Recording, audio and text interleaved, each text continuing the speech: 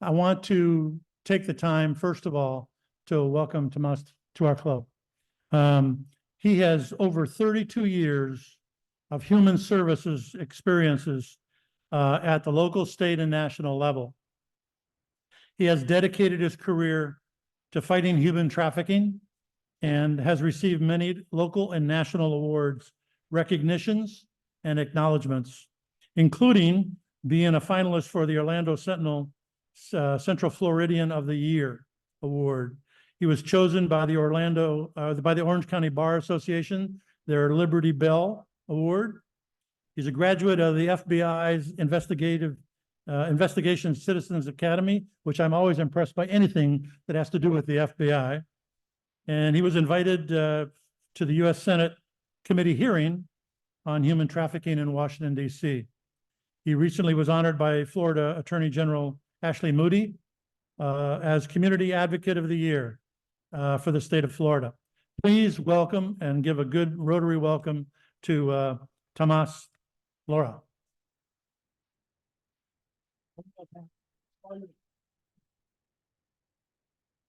Thank you for this opportunity. Thank you to our Governor-elect Sonia Hightower-Labasco as well. And it's such a pleasure. I've heard for years about this club, so I'm finally here, and all the great work that you do in our community. Sometimes I wonder, with all the bad news we hear from the media, that we need to start hearing some good news of what the Rotaries are doing. They should implement that. I am going to go through this probably fairly quickly today. I just want to highlight a couple of things. You just heard my little bit about my bio.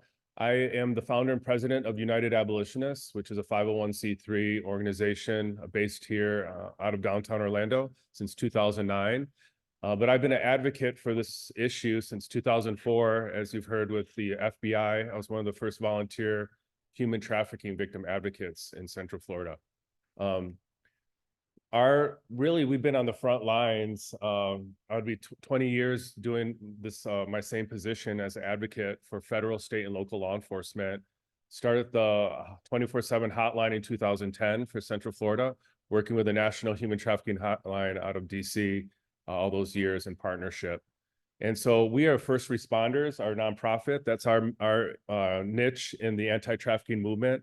Others do prevention work, others do safe houses, others do different services for this issue.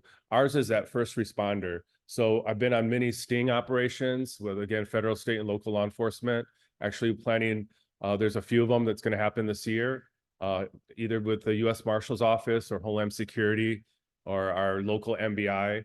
I am so glad that we are being proactive in the state of Florida for this issue. Some of the things that our main partner right now is the Homeland Security Investigations, or HSI. They're really looking at, which is critical right now, what's happening right along our borders and what does that look like here in the state of Florida. And so we've been trying to be more and more proactive on identifying what that looks like. I wanted to bring one of our agents with us, so he just had me wanting to share these slides with what Homeland Security is doing. But you can see, to investigate, disrupt, and dismantle terrorist, transnational, and other criminal organizations, including human trafficking, that threaten or seek to exploit customs and immigration laws of the United States. So I'm going to talk more about what we're seeing. The mission of HSI is twofold: proactively identify, disrupt, and dismantle cross-border human trafficking organizations, and minimize the risk posed to our national security and public safety. And so we are seeing a lot, as you may imagine, we do the massage parlor stings as well. Something that I'll mention is that we have been seeing more and more threats to our national security through that. And many of the stings, when the operation happens and they already know that there's human trafficking occurring, whether it be labor or sex trafficking, we've asked the owner for the video footage, or rather our law enforcement has asked them for that. And many times what we're hearing now is that it's in another country, it's in Beijing. And so things are being videotaped in these massage parlor establishments, and they are saying they have no way to give that to law enforcement. So that's very concerning that we're seeing this trend occur more and more here in Central Florida. We also take a victim-centered approach, and that's where United Abolitionists, my agency, again, partnered first with the FBI in 2004. We come and we have victim advocates ready. So in some of our next things, we'll have also an advocate that speaks Mandarin, for example, in the massage parlors. But we do that so that that victim feels like they are not in trouble for being a victim. And that's something that we've had to overcome for years. There was a lot of victim shaming and how did you get yourself into this versus looking at those real bad actors and the criminals that lured them and that got them involved. So we take that victim-centered approach. The approach too is prevention, right? Protection, prosecution, and partnerships. We know that every collaborative member is important to have in the community to fight this. Two aspects of human trafficking, if you can see that as an umbrella, is labor trafficking and sex trafficking. We hear a lot of times on the media of sex trafficking. We're also partnered with Sheriff Grady, Judd in Polk County. He's infamous now for doing sting operations, probably the most active sheriff in Florida looking at this. But there's both victims of labor and sex trafficking that are recovered. Just to define sex work versus sex trafficking, sex work is a choice or circumstance between consenting adults, and that person is not a victim. And so we see that happening too, especially in this digital age now with all these websites and apps. OnlyFans really exploded during the pandemic, where somebody is creating their own porn channel independently. So that's not human trafficking. That's somebody that has decided to make that choice of getting into sex work. I do have to say, if they're 18 and younger, it is considered human trafficking, despite what we're going to see those elements for adults, that force, fraud, and coercion.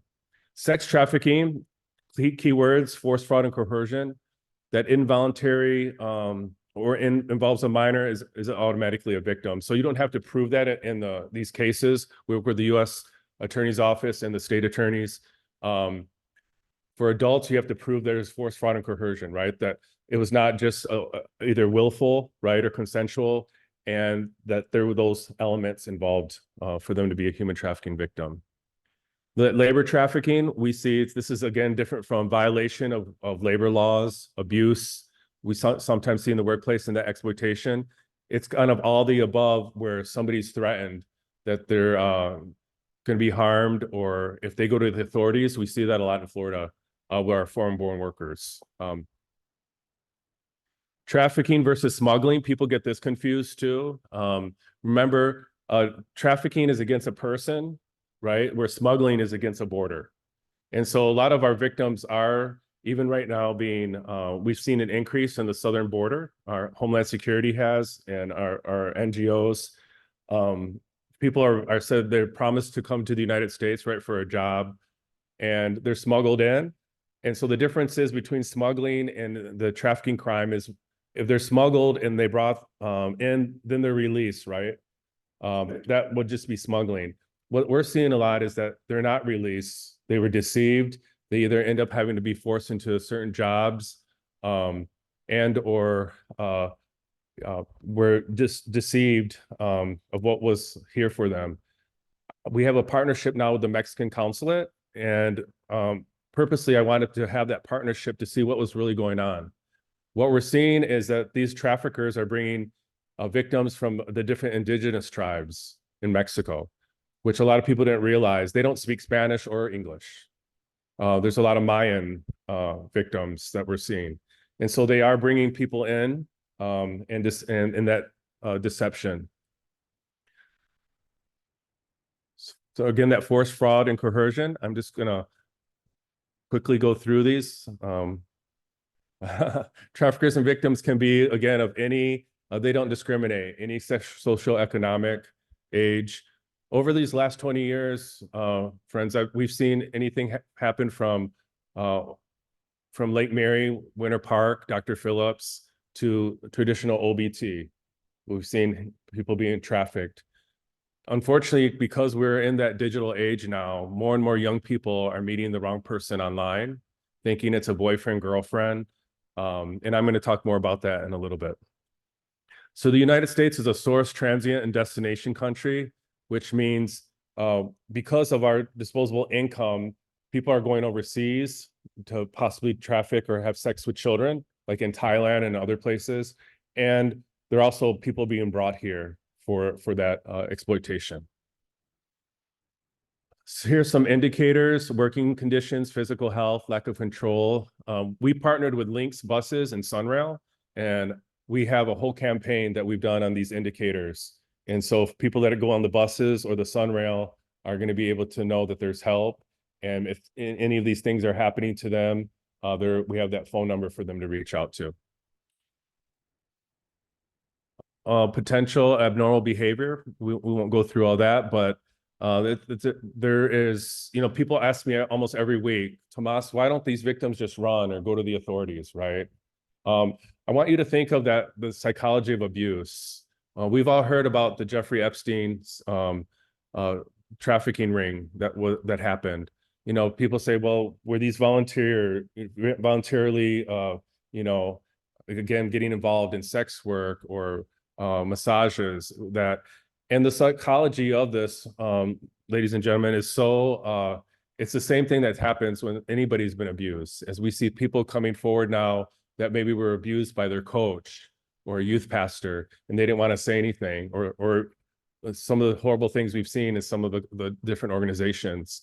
That person that maybe they got sexually assaulted, but there was so much shame in that, especially depending on what culture you're from, and not wanting to bring shame to your family's name. Those are some of the psychological, what we call chains, that have occurred with these victims of human trafficking as well. So here's some stats. Florida has the third highest calls on the hotline for human trafficking. California and Texas are 1 and 2. According to the International Labor Organization, there's almost 50 million people that would come under the definition of some type of slavery or trafficking on the globe now. A lot of those, I was just with somebody that was in Ukraine. A lot of those that are refugees now are being trafficked by organized crime in Eastern Europe and Russia. Also, according to the ILO, this is new, it's about a $236 billion annual revenue. Think about that. That's more than Apple. That's more than Google. That's more than Walmart. $236 billion. Again, people always say, I don't understand this, Tomas. Why is this gaining momentum? Well, when you sell drugs, you have to get more product, right? From that initial sell, or any weapon or anything illegal like that. With humans, you can use them over and over and over again. We have worked with hundreds of survivors here in Central Florida, both foreign-born and domestic. And some of them were forced to be with somebody different, a buyer, 10 times a day.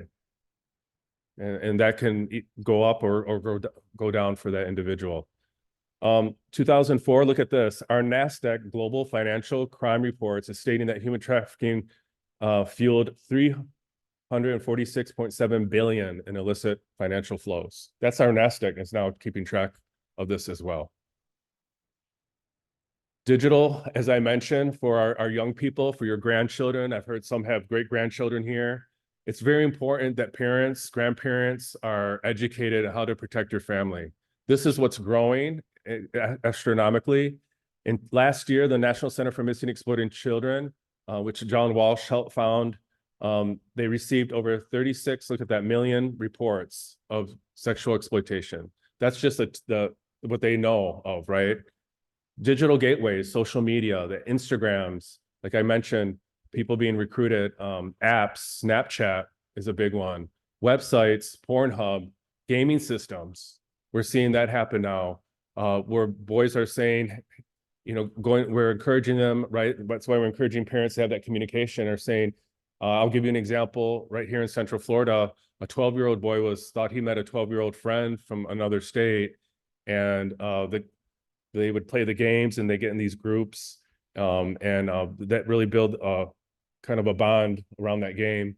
And the kid one day just said, out of a couple of months, "Hey, my family's coming to Florida. We want to see you, maybe take you to a park, but don't tell your parents." And he knew already that he needed to tell his dad.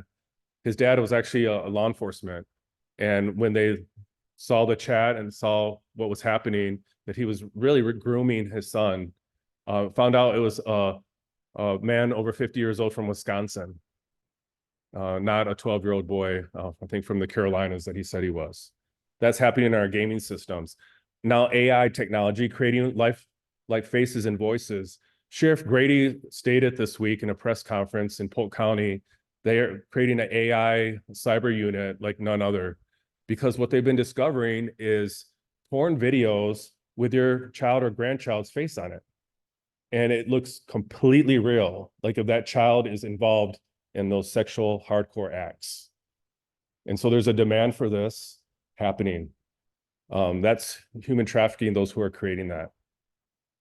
So the power of collaboration, I know I'm saying a lot of heavy things today, and we're just scratching the surface of our case studies and things I could tell you. But you know, we all know the African proverb, right? It takes a village. And this is vital to combat this evil. Not one organization, not myself. Nobody can do this alone. We need the community and all hands on deck. Accomplishments, some of the things that we've done here in Central Florida is I've mentioned the 24-hour hotline that's been created, and we're partnered with a national hotline and also the state of Florida.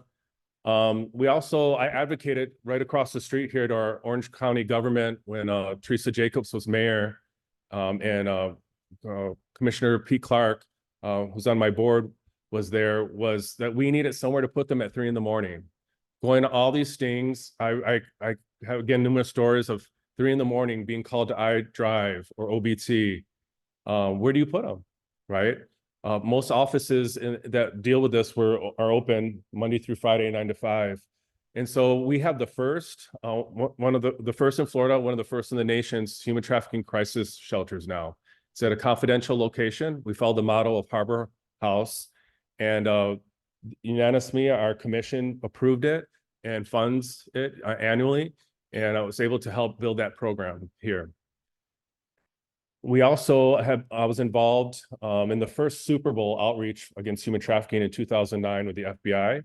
And as we started seeing that these bad actors would come to events like the Super Bowl, it's in any big sporting event or convention, and bring different girls and boys, because there was a demand to have sex with them for an hour or buy them for the day.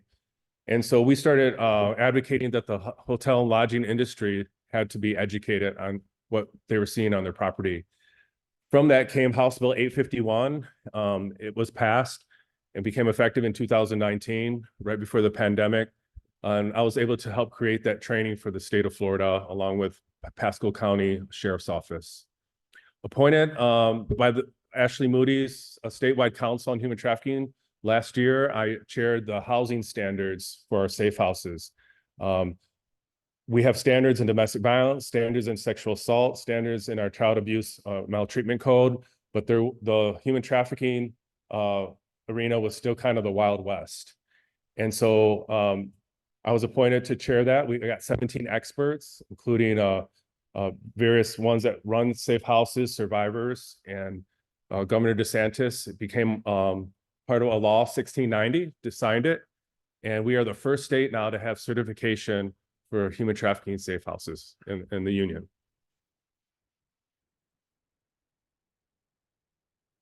Programs, customized training that we offer. I'm proud to state that we have been given an office, what's called a soft room at the Orlando International Airport, by GOA. We will be the first airport in the country, again, maybe the world. We have people researching to have an office where we're going to bring victims that are being identified by the airlines, by the ride shares, now by the trains. This is happening in our airport where victims are coming forward, asking for help. And traditionally, they would be brought to Orlando Police Department station there. And we're still partnered with them, but we have a new soft office with Homeland Security and the FBI that they're going to be able to be brought to that office so that we can do what we've been doing all these years to build that rapport and trust with them. Do you want to go back to family? What happened to you? Do you want to go to a safe house? We'll facilitate that. Very excited about that new office. Victim services, again, we're doing 24-hour calls. And so we connect with various victims that need help and offer those same services. Outreach, again, I mentioned the sting operations that are going to be occurring county by county, by the feds. We're involved with that as well. So under construction, I mentioned the office at the airport. We're also creating the Multimodal Transportation Coalition on Human Trafficking. I already spoke to Frontier, JetBlue. We're going to have every airline send us 2 ambassadors. We're already with Lynx and Sunrail, about to be with Brightline. And we're going to create the world's first unified coalition on transportation for this issue, where they'll learn the trends, what to look for, immediate help. So all that's happening right here, folks, I'm proud to say, in Orlando, Florida. I was recently named as the District 6980 Stop Human Trafficking Chair by our Governor-elect, Sonia. Our projects are going to include a speakers bureau to train the trainer. We need your help getting the word out. Volunteer opportunities, including our rescue backpack drive, financial support for these victims being rescued, and relocated to vetted safe houses, family reunification, and vital services, as mentioned.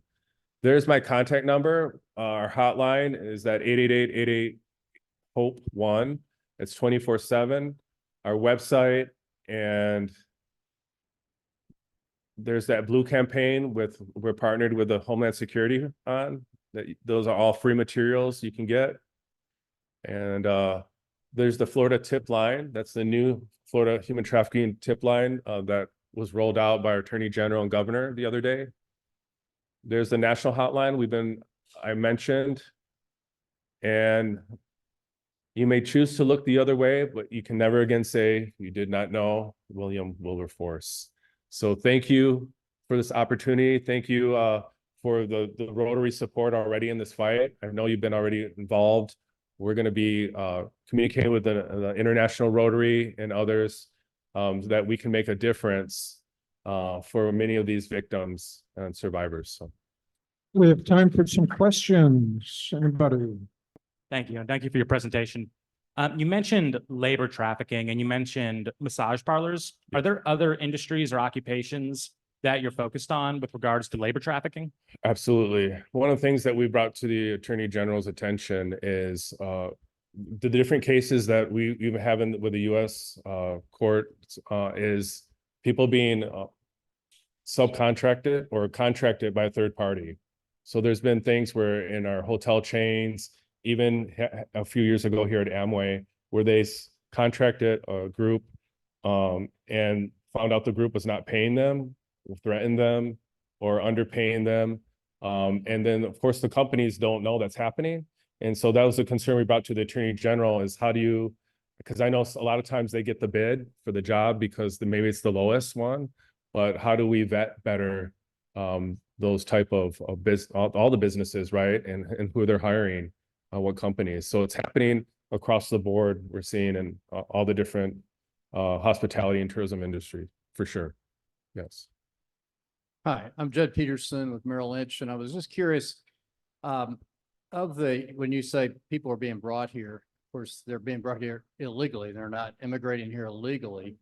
It's like bringing in illegal drugs for our company. They're bringing in our country. They're bringing in women and children, I guess, boys, girls, to have sex with people in the United States. So when they talk about illegal immigration being stimulative to the economy of the United States, I just read that it was like $150 billion in profit, not in gross. So they're stimulating our economy with this illegal sex business that basically victimizes all kinds of people. Is that correct? Yes, sir. And there's some that through these bogus job agencies, especially they're keeping a better watch on them, that brought people in through a worker visa. We saw trafficking happen there, but it's definitely happening with those that are illegal. Well, they come with a promise of a job and a better life, and it's all deception. Yes, sir. Thank you for differentiating between labor and sex and identifying that there is a major problem with the labor. Yes. Isn't that easily solved if we actually had mandatory E-Verify? Don't we have the tool to actually stop that if we would properly fine or hold accountable the end user of that labor, which is nothing but today's version of slave labor? Yes, it does, sir. And I hear there's even companies that we've done training for say people come with fake social security or they pass through that. So there's a lot of, I'm not sure, as we know, it's broken. Our immigration system is very broken. I'm not sure how to fix it. Yeah. Yes, ma'am. I also have a question, differentiating the sex trafficking versus labor trafficking. So I know in healthcare, we're trained to identify signs of sex trafficking when they come through our hospital, but I haven't heard a lot about the differentiation of what we should be looking for labor trafficking specifically. For great questions. I know this was something when I went with Senator Bill Nelson before he retired to the Senate that Sonia mentioned was a question of many of our US senators. What's happened is we put a lot of emphasis on the sex, even the movies that have come out and the documentaries, but the labor, because it's been, how do you say it? There's been so much mixture with what's happening with illegal immigration. Folks, it's been just really hard to get that training done because people kind of said, well, that's just illegal immigration. And labor trafficking is not real, you know, they have a better life being here now anyway. So there's been, yeah, there's a reason. It's very political. That's why we haven't seen more trainings on that, even at the corporate level. Yeah, the Polk County thing, we get to obviously see it in the newspaper all the time, and everybody's like, yeah, they got him again. Is it just they have a lot of really good internet resources and things, or do the other, I guess, police departments like the fact that they're getting all the glory on all this? Or why aren't more people doing it? I guess is what I'm saying.